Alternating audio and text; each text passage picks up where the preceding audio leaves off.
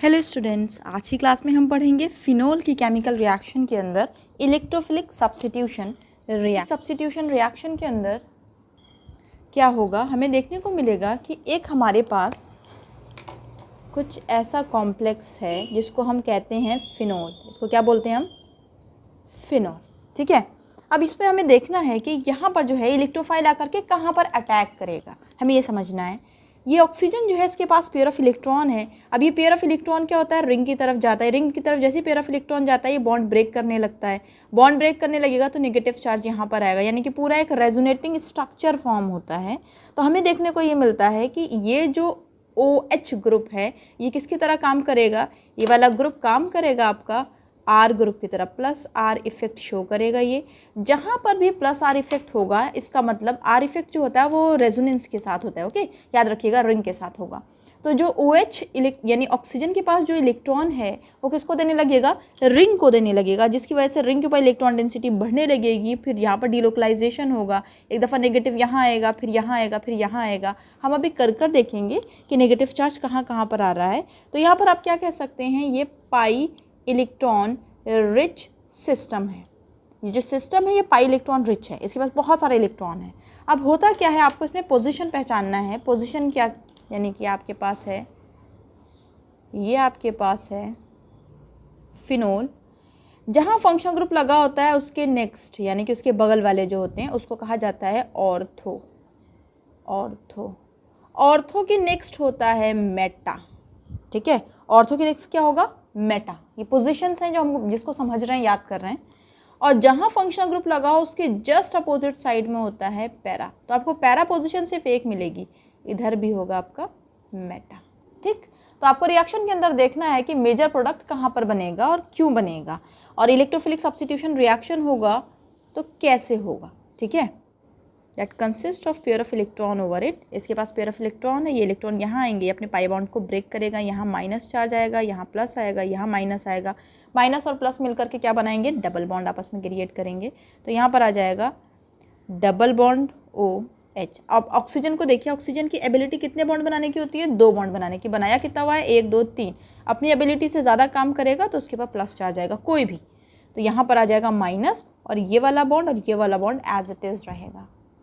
ठीक है, अब नेक्स्ट आते हैं। नेक्स्ट देखने को क्या मिलेगा आपको, ये जो नेगेटिव चार्ज है इसको देख करके ये अपने पाई बॉन्ड को डिलोकलाइज कराएगा।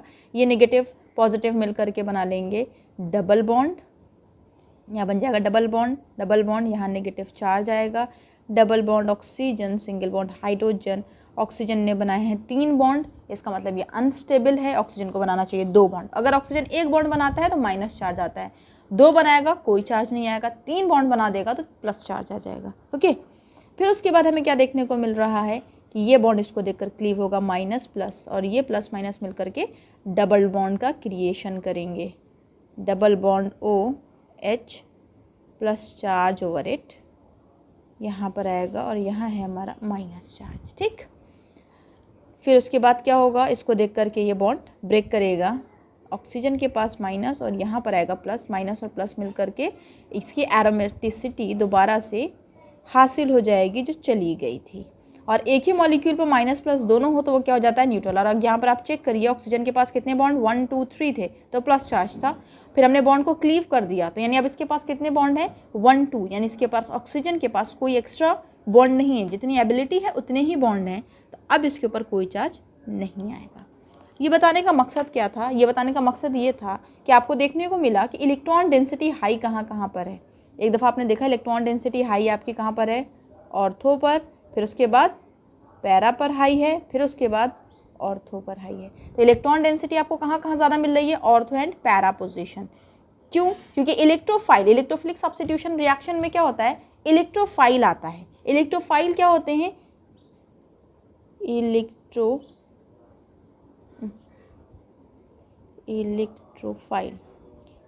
क्या होते हैं, इलेक्ट्रॉन डेफिशिएंट, यानी कि E+। अब ये E+ आपको देखना है कि वो कहाँ कहाँ जाएगा। तो आपने देखा कि E+ की जाने की प्रोबेबिलिटी कहाँ कहाँ ज़्यादा है।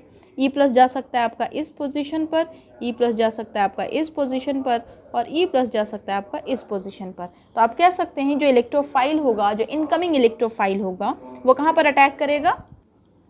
इलेक्ट्रोफाइल का अटैकमेंट आपको देखने को मिलेगा electrophile will attack on ortho and para position। क्यों ऑर्थो और पैरा पोजीशन पे इलेक्ट्रोफाइल अटैक करेगी? क्योंकि यहाँ पर इलेक्ट्रॉन डेंसिटी बहुत ज़्यादा है। इलेक्ट्रोफाइल जो है वो अटैक कहाँ कहाँ कर रहा है? ऑर्थो एंड पैरा पोजीशन पर, क्योंकि यहाँ पर इलेक्ट्रॉन डेंसिटी हाई होती है। जब इलेक्ट्रॉन डेंसिटी हाई होगी तो ये इलेक्ट्रोफाइल क्या होता है? इलेक्ट्रॉन डेफिशिएंट, यानी कि इसके पास इलेक्ट्रॉन की कमी है, तो ये उस स्पेस पर जाना चाहेगा, उस जगह पर जाना चाहेगा जहाँ पर निगेटिव चार्ज हो, ढेर सारा इलेक्ट्रॉन हो। तो आपको देखने को मिला इलेक्ट्रॉन डेंसिटी हाई आपके ऑर्थो पर, पैरा पर, फिर से आपने देखा ऑर्थो पर। तो यानी कि मेटा पर इसका अटैक नहीं होगा। किसका? इलेक्ट्रोफाइल का अटैक नहीं होगा, इलेक्ट्रोफिलिक सब्स्टिट्यूशन रिएक्शन की अगर हम बात करें। ठीक है, अब एक बहुत इंपॉर्टेंट बात है जिसको आपको समझना है और याद भी रखना है। वो क्या है? Let's suppose you have phenol. ठीक, अब इस फिनोल की रिएक्शन हुई किसी इलेक्ट्रोफाइल से। जब फिनोल की रिएक्शन इलेक्ट्रोफाइल से होगी तो वहाँ पर क्या बनता है? ऑर्थो प्रोडक्ट भी बनेगा और पैरा प्रोडक्ट भी बनेगा। अभी हमने देखा ना, पैरा और ऑर्थो दोनों कंडीशंस बनती हैं। तो हम देखते हैं हमारे पास दोनों हैं। OH, यहाँ पर आपने E को अटैक कराया, यानी कि इलेक्ट्रोफाइल यहाँ पर आकर के अटैक किया। इलेक्ट्रोफिलिक सब्स्टिट्यूशन रिएक्शन कह रहे हैं, यानी कि यहाँ पर जब E प्लस आएगा इसका मतलब यहाँ से कुछ प्लस में ही निकला होगा, प्लस प्लस को सब्स्टिट्यूट कर रहा है। तो यहाँ पर जो निकलता है ना प्लस के फॉर्म में, वो होता है आपका H प्लस। सबके पास हाइड्रोजन है, हाइड्रोजन अपनी कुर्सी से उठ जाता है और वो दे देता है इलेक्ट्रोफाइल को अपनी कुर्सी, और वो खुद हट जाता है। जब वो हट जाता है तो H प्लस के फॉर्म में हटता है। H प्लस के फॉर्म में हटेगा तो E प्लस को आने देगा। तभी तो हम कह रहे हैं इलेक्ट्रोफाइल सब्स्टिट्यूशन का मतलब क्या होता है? एक दूसरे को हटा दे। तो यहाँ पर ये नहीं होगा कि नेगेटिव पॉजिटिव को हटाएगा, पॉजिटिव पॉजिटिव को हटाएगा, नेगेटिव नेगेटिव को हटाता है। क्लियर हो गया ना? तो आपका यहाँ पर क्या बन गया? Ortho product. ठीक है, सपोज कीजिए इसके साथ दो बनेंगे प्रोडक्ट, आपका एक पैरा भी बनेगा। दोनों बनाते हैं हम OH, यहाँ पर आ जाएगा आपका E प्लस। ये क्या है? आपका पैरा प्रोडक्ट। आपके पास ऑर्थो प्रोडक्ट भी आ गया और पैरा प्रोडक्ट भी आ गया। अब क्वेश्चन ये है कि मेजर कौन सा होगा। ठीक है, तो बहुत ध्यान से समझिएगा, बहुत इंपॉर्टेंट पैरामीटर है। मेजर वो होगा, जैसे सपोज कीजिए यहाँ पर हमारा E प्लस जो है हमारा कोई ऐसा ग्रुप है जो इसके साथ हाइड्रोजन बॉन्डिंग कर सकता हो। क्या समझ पाए आप? E प्लस यानी कि इलेक्ट्रोफाइल हमारी वो स्पेशी है जो इसके साथ हाइड्रोजन बॉन्डिंग कर सकती है। तो यहाँ पर उस वाले केस में क्या होने लगेगा? ऑर्थो जो होगा वो मेजर हो जाएगा। कब होगा? जहाँ पर हाइड्रोजन बॉन्डिंग हो। हाइड्रोजन बॉन्डिंग में कौन सी बॉन्डिंग होती है? इंट्रामोलिकुलर। जहाँ पर इंट्रामोलिकुलर हाइड्रोजन बॉन्डिंग आने लगेगी तो वहाँ पर ऑर्थो जो होगा वो मेजर हो जाएगा। सपोज कीजिए कि आपने जो इलेक्ट्रोफाइल अटैक कराया वहाँ पर हाइड्रोजन बॉन्डिंग नहीं है। जब हाइड्रोजन बॉन्डिंग नहीं होगी तो पैरा मेजर हो जाएगा, और जब पैरा मेजर होगा इसका मतलब है सीधा सा कि वहाँ पर आप क्या देख रहे हैं? स्टेरिक हिंड्रेंस मिनिमम, क्योंकि पैरा का मतलब है स्टेरिक हिंड्रेंस क्या होगा? यहाँ पर मिनिमम होगा। तो स्टेरिक हिंड्रेंस मिनिमम होगा। ठीक है, आपने कहा ऑर्थो मेजर प्रोडक्ट कब? जब आपका इनकमिंग इलेक्ट्रोफाइल हाइड्रोजन बॉन्डिंग करने लगेगा तो आपका ऑर्थो मेजर हो जाएगा। पैरा कब मेजर होगा? जब हाइड्रोजन बॉन्डिंग ना हो स्पीशीज़ के अंदर। ठीक है, हाइड्रोजन बॉन्डिंग अपने में ना हो तो यानी वहाँ पर क्या देखेंगे आप? स्टेरिक हिंड्रेंस, क्योंकि यहाँ पर देखिए दोनों के दोनों ग्रुप एक दूसरे के अपोजिट साइड में लगे हैं तो स्टेरिक हिंड्रेंस सबसे कम होगा। क्लियर हो गया? नेक्स्ट देखते हैं हम कुछ रिएक्शंस इसके ऊपर करके, नाइट्रेशन, सल्फोनेशन। चलिए देखते हैं नाइट्रेशन में क्या होगा हमारे पास। हम फिनोल की रिएक्शन नाइट्रिक एसिड से कराएंगे। हमारे पास फिनोल है, इसकी रिएक्शन अगर हमने इसकी रिएक्शन डाइल्यूट HNO3 से कराया, बहुत इंपॉर्टेंट, बहुत ज़्यादा इंपॉर्टेंट है ये, डाइल्यूट HNO3 से कराया अलॉन्ग विथ H2SO4, तो क्या होगा? ये H2SO4 यहाँ पर इसको इलेक्ट्रोफाइल जनरेट करने में हेल्प करता है। ये एसिड है तो H प्लस देगा और यहाँ से आता है OH माइनस। OH माइनस जब निकल जाएगा तो ये वाटर बन के निकल जाएगा। साथ में यहाँ पर क्या आएगा? नाइट्रेशन में NO2 प्लस, जो किसकी तरह काम करेगा? इलेक्ट्रोफाइल की तरह काम करेगा, और इसको कहा जाता है नाइट्रोनियम आयन। क्या बोलते हैं इसको? नाइट्रोनियम आयन बोला जाता है इसको। ठीक है, जब इसके साथ इसकी रिएक्शन हुई तो आपको क्या देखने को मिलेगा? What product you will obtain, and that is OH NO2। एक ये मिलेगा, साथ में आपको ऑर्थो एंड पैरा दोनों मिलता है ना, आपको मेजर और माइनर बताना पड़ता है, OH एंड NO2। ठीक, ये क्या है आपका? ऑर्थो प्रोडक्ट, ये आपका पैरा प्रोडक्ट। अब इम्पॉर्टेंट क्या है कि मेजर कौन सा होगा? This one is major and this one is minor. Reason क्या है? रीज़न ये है कि अगर आप देखें तो ये नाइट्रोजन और ऑक्सीजन, ऑक्सीजन जो है वो इस हाइड्रोजन के साथ क्या कर सकता है? Hydrogen bonding. यहाँ पर ये मेजर है due to intra molecular hydrogen bond. ठीक है, इंट्रामोलिकुलर हाइड्रोजन बॉन्डिंग होने लगेगी, इसलिए क्या बन जाएगा? मेजर पर, जब ऑर्थो प्रोडक्ट जो है वो मेजर बन जाएगा और ये वाला क्या बन जाएगा? आपका माइनर बन जाएगा। बहुत इंपॉर्टेंट पैरामीटर। सेम आपके पास फिनोल है। अब इस फिनोल की रिएक्शन आपने कराई, बहुत इंपॉर्टेंट, बहुत ध्यान से समझिएगा। कंसनट्रेटेड HNO3 एंड H2SO4 इन दोनों के साथ कराई। फ़र्क क्या यूज़ किया आपने? यहाँ पर कंसनट्रेटेड HNO3 यूज़ किया। जब कंसनट्रेटेड HNO3 को यूज़ करते हैं तो ये क्या करता है? OH, NO2 and NO2। यहाँ से 3 जगह से हाइड्रोजन निकलेंगे, 3 दफ़ा यहाँ से OH निकलेगा, आपको 3 मोल्स ऑफ वाटर भी मिलेगा, 3 ऑफ वाटर। ये इंपॉर्टेंट नहीं है, इंपॉर्टेंट ये है आपका। इसको बोला क्या जाता है? इसको बोलेंगे 2 4 6 1 2 3 4 5 6 2 4 6 ट्राई नाइट्रो फिनोल। ये क्या है आपका? 2,4,6 ट्राई नाइट्रोफिनोल। ठीक है, 2,4,6 ट्राई नाइट्रोफिनोल। और क्या नाम है इसका? इसको कहा जाता है पिक्रिक एसिड। पिक्रिक एसिड बहुत इंपॉर्टेंट। पिक्रिक एसिड क्या होता है? 2,4,6 ट्राई नाइट्रोफिनोल पिक्रिक एसिड होता है। क्या फ़र्क आपने देखा? सिर्फ यहाँ पर फ़र्क है, देखिए सेम फिनोल है, सेम रिएजेंट्स हैं, फिर डिफरेंस कहाँ पर आया आपका? Dilute and concentrated. अगर डाइल्यूट लेंगे तो ये मोनो सब्स्टिट्यूटेड होता है, और अगर कंसनट्रेटेड ले लेते हैं तो क्या हो जाता है? ये ट्राई सब्स्टिट्यूटेड। 3 दफ़ा सब्स्टिट्यूशन रिएक्शन को शो करेगा। क्लियर हो गया? समझ में आया? हेलोजिनेशन। हेलोजिनेशन के अंदर क्या, आप फिनोल लीजिए, फिनोल की हमने रिएक्शन कराई ब्रोमीन के साथ, और ये जो ब्रोमीन यूज़ किया आपने, साथ में यूज़ किया इसके CH2 एंड CHCl3। या तो आप क्लोरोफॉर्म ले लीजिए या फिर कार्बन डाइसल्फाइड ले लीजिए। ठीक है, ये दोनों के दोनों क्या होते हैं? नॉन पोलर सॉल्वेंट होते हैं। ये पोलर है, ये नॉन पोलर सॉल्वेंट है। दूसरी आप इसकी रिएक्शन कराइए ब्रोमीन वाटर अलॉन्ग विद, यानी कि ब्रोमीन इन वाटर, इसके साथ रिएक्शन कराएंगे तो आपको 2 डिफरेंट प्रोडक्ट्स मिलेंगे। क्या 2 डिफरेंट प्रोडक्ट मिलेंगे? अगर यहाँ पर आप ब्रोमीन को यूज़ करेंगे कार्बन डाइसल्फाइड के साथ, ठीक है, तो यहाँ पर आपको जो प्रोडक्ट मिलेगा वो मिलेगा OH and Br plus of OH and Br। Major कौन सा होगा इसमें बताइए? मेजर आपका होगा पैरा वाला मेजर होगा, और ये वाला आपका माइनर होगा। ये क्या है आपका? Ortho product. क्यों मेजर होगा? क्योंकि यहाँ पर कोई हाइड्रोजन बॉन्डिंग नहीं है। जब हाइड्रोजन बॉन्डिंग नहीं होती है तो हम क्या देखते हैं? जब हाइड्रोजन बॉन्डिंग नहीं होगी तो हम स्टेरिक हिंड्रेंस देखेंगे जहाँ पर मिनिमम हो। ये दोनों के दोनों बल्कि और एक दूसरे को धक्का देंगे तो स्टेरिक हिंड्रेंस ज़्यादा है, स्टेरिक हिंड्रेंस ज़्यादा होगा तो स्टेबिलिटी कम होगी। यहाँ पर देखिए ये दोनों के दोनों अपोजिट एंड्स पर लगे हैं तो ये लोग एक दूसरे को कम अपोज कर पाएंगे। तो यहाँ पर आपको क्या मिलेगा? Steric hindrance minimum. और क्या है? ये सिमेट्रिकल भी है, यहाँ पर आपको सिमेट्री देखने को मिल रही है, तो ये क्या बन जाएगा? आपका मेजर प्रोडक्ट बन जाएगा। Okay, come to the next one. अगर आपने ब्रोमीन वाटर लिया अलॉन्ग, यानी कि ब्रोमीन अलॉन्ग विद वाटर, आप कह लीजिए ब्रोमीन वाटर लिया, तो यहाँ पर क्या होता है? ये जो है कंप्लीटली आयनाइज कर जाता है, ब्रोमीन वाटर के साथ ही कंप्लीटली आयनाइज कर जाएगा, क्योंकि वाटर भी पोलर है और ये भी पोलर है, जिसकी वजह से क्या होने लगता है? 3 दफ़ा ब्रोमीन का अटैक होगा रिंग के साथ। ठीक है, यहाँ पर क्या हो गया था? ये तो पोलर था, ये नॉन पोलर था। जब नॉन पोलर ऐड हो जाता है ना तो इसकी पोलैरिटी को कम कर देता है। जब इसकी पोलैरिटी को कम कर दिया तो इतना वीक कर दिया कि सिर्फ ये 1 दफ़ा ब्रोमीन को अटैक करा पाया।